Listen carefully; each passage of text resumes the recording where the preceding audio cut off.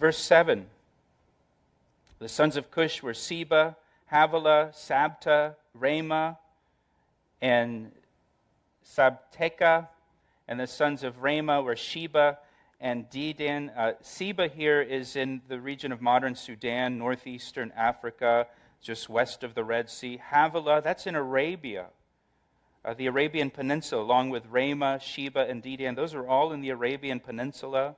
The location of the other names in verse 7, we don't really know where they are, but they're somewhere in that Africa, northern Africa, Arabian Peninsula area. Verse 8, Cush begot Nimrod.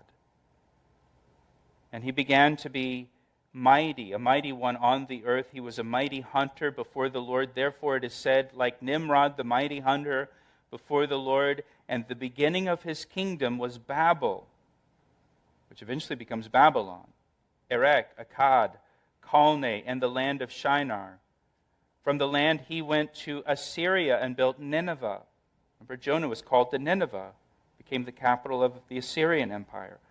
Rehoboth, that's right over in Delaware. You guys know where that is. Kala, and Rezin between Nineveh and Kala. This is the principal city. So now one of the descendants of Cush is singled out here, Nimrod. And it says that Nimrod was a mighty one on the earth. And when it says he was a mighty one on the earth, it doesn't mean in a good way. This is a negative statement about Nimrod. It says Nimrod was a mighty hunter before the Lord. Again, that's not meant to be a compliment. This is not talking about Nimrod's ability to hunt wild game.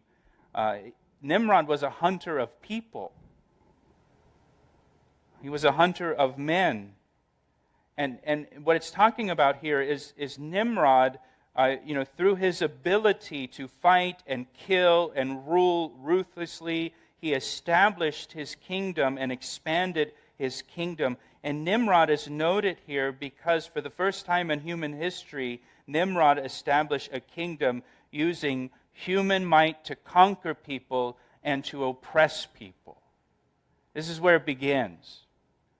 And we've had governments and regimes and rulers like this who ruled by force in the world ever since Nimrod. And we will have it because the Revelation tells us that, Mystery Babylon will exist in the last days, and it's going to be this final kingdom, this kingdom that rules by human might and power and oppression and tyranny.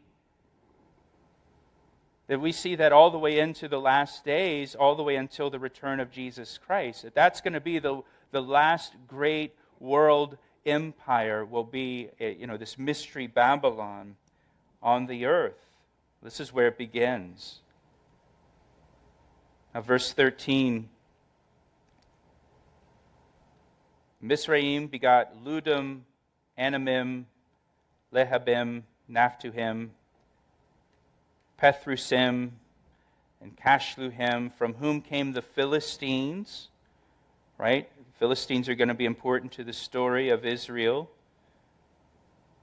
And Caphtorim. And then now we come to the Canaanites in verse 15. Canaan begot Sidon, his firstborn, and Heth. Sidon, of course, is in modern-day Lebanon. It still exists today, right on the Mediterranean coast. Again, the Canaanites didn't settle in Africa. Verse 16, the Jebusite, the Amorite, the Girgashite, these are all the Canaanite tribes, the Canaanite families. The Hivites, the Archites, the Sinites, the Arvadite, the Zimmerite, the Hamathite, the mosquito bites, right? No? And afterward, the families of the Canaanites were dispersed. Now, if you notice in verse 17, there's the Sinites. Many scholars believe that the Chinese descended from the Sinites. The word Sino generally refers to China, right? Like the Sino-Indian War in the 1960s was a war between China and Canada. I don't know why they called it the Sino-Indian War. I'm just kidding. It was a war between China and India. So it's a word that often refers to China. So again, you have these ites, the Canaanites. And then we come to Shem now in verse 21. And the children were born also to Shem, the father of all the children of Eber, the brother of Japheth, the elder. Eber refers to the Hebrew people. That's where the word Hebrew comes from. It comes from the same root word for Eber. So now you have the Hebrew people. And the sons of Shem were Elam, Asher, Arphaxad, Lud, and Aram.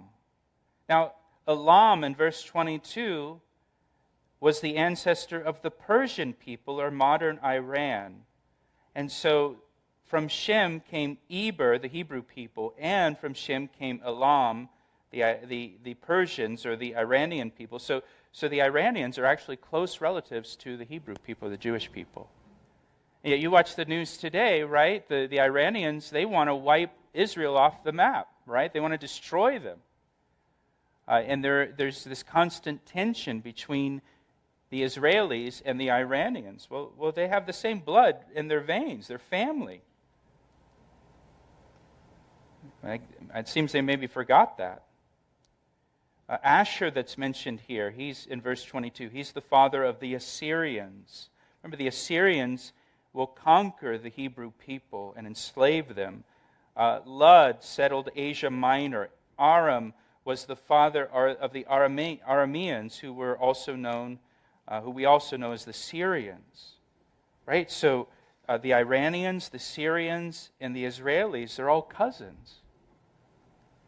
It was just last month, I think, that Israel bombed some Iranian missile sites in Syria, right? There's this constant conflict there between these cousins. Now, Arphaxad, you should note him in verse 22. Arphaxad was the ancestor of Abram, or Abraham, and the Hebrews.